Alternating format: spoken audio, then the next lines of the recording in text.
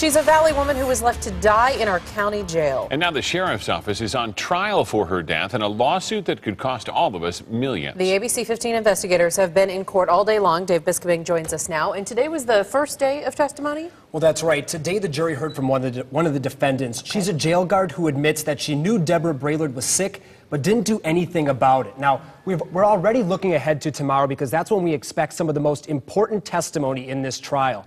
The jail's former medical director will take the stand, and we got our hands on his pretrial testimony. And if he says anything like what you're about to see, it could be really big trouble for the county.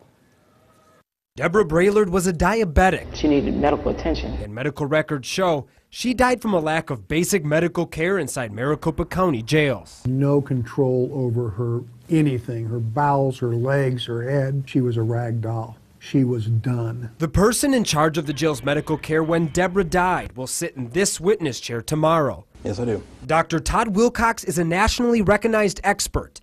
In this video deposition, he talks about why Deborah and many other inmates have been left to suffer while in custody. They haven't taken it that seriously. In 2004, Dr. Wilcox was hired to fix CHS, the medical department of the county jails.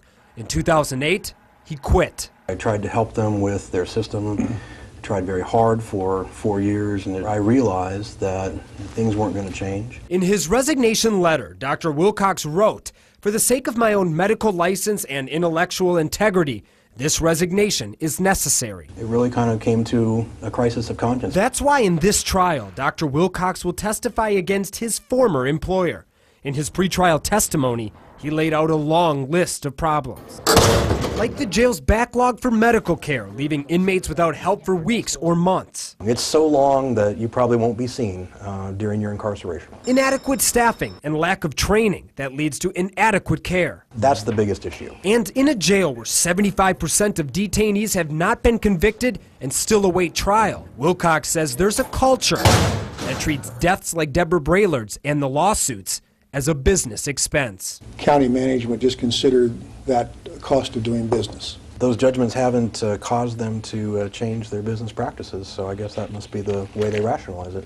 And the cost of doing business has been expensive. Records show there have been at least 150 deaths inside Maricopa County jails since Arpaio took office. And add up the lawsuits, settlements, and fees for all those jail deaths and injuries, and it has cost taxpayers $25 million. Records show the county has repeatedly failed to correct its problems. The ABC 15 investigators found 8 different warnings or reports that date back to 1995, detailing unconstitutional conditions inside the jails, including a Department of Justice investigation, a letter from county doctors, and outside audits that called the jails inhumane, cruel, and dangerous. So after paying out millions in wrongful death suits, why haven't things changed?